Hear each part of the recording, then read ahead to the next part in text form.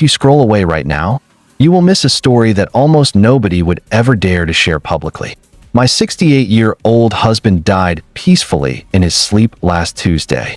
But 24 hours later, a locked safe in his shed proved that my entire 34-year marriage was built on a sacrifice so horrific, it will make you tear up.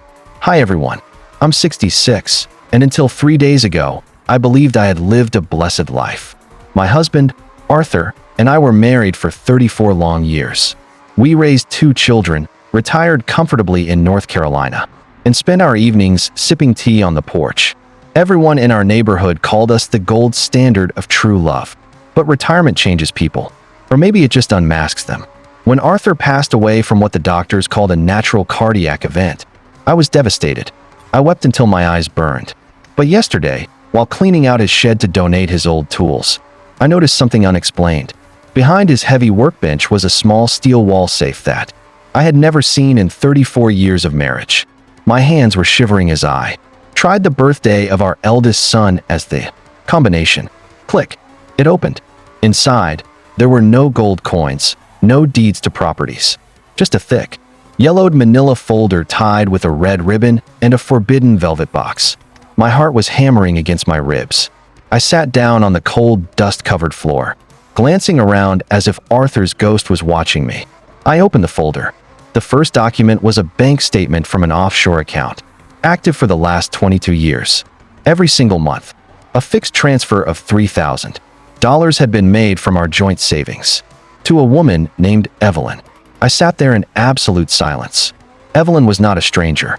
Evelyn was my younger sister who supposedly moved to England 25 years ago and broke off all contact with our family.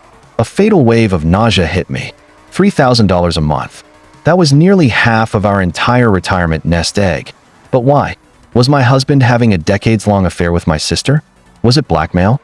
I pulled out a stack of handwritten letters bound together. The ink was faded. I unfolded the top letter dated October 14th, 2001. As I read the words, my entire life shattered into a million sharp pieces. The letter didn't talk about romance. It was a formal agreement. Evelyn was writing to Arthur, thanking him for keeping the child's secret and promising that she would never return to North Carolina as long as the monthly payments arrived on time. The child's secret. My mind was stuck in a complete gridlock.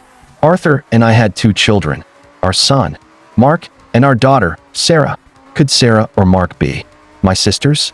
I felt like I was trapped in a chilling nightmare. I opened the small velvet box sitting at the bottom of the safe. Inside was a modern USB flash drive and an old, sealed envelope marked with my name in Arthur's handwriting. My fingers trembled as I plugged the USB drive into my laptop. It contained a single folder labeled medical and legal. Inside was a DNA report from 15 years ago. I opened the PDF file. The results were clear as day. Arthur was not the biological father of our youngest daughter, Sarah. I gasped. I had never, ever cheated on my husband. I loved him with every fiber of my soul. How could a DNA test say Arthur wasn't Sarah's father? Was Sarah not even my daughter? Had they swapped my baby at birth? My brain was terrified of the truth. Then I opened the handwritten letter Arthur left for me in the envelope. His final words from beyond the grave. My dearest Mary, the letter read, if you are reading this, I am gone, and my lifelong guilt is finally exposed. 30 years ago, when you were in a temporary coma after a car accident, your sister, Evelyn, stole your newborn baby girl from the nursery with the help of a corrupt doctor, planning to raise her as her own. When I caught her, she threatened to ruin our lives and claim you were unfit. To protect you while you were recovering, I made a deal with the devil. I bought your baby back, but Evelyn kept blackmailing me, threatening to tell Sarah she was stolen if I didn't fund her life in Europe. But Arthur didn't just pay her. The letter continued.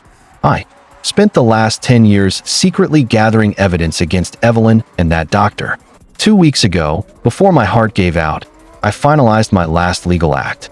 My entire remaining estate, along with an international lawsuit, is set to seize all of Evelyn's assets. Justice will finally be served for what she did to our family. Sitting in that dusty shed, tears streamed down my face. The man I thought had betrayed me had actually spent 30 years carrying a trap of heavy secrets just to shield me from the ultimate heartbreak. He had endured a life of silent blackmail to keep our family safe, whole, and happy. Yesterday morning, the police in London arrested my sister, Evelyn, at her luxury estate on charges of international fraud, child trafficking, and extortion. Her bank accounts have been frozen permanently, and every single penny she stole from our family over 30 years is being returned directly to our children. Last night, Sarah and Mark came over to my house.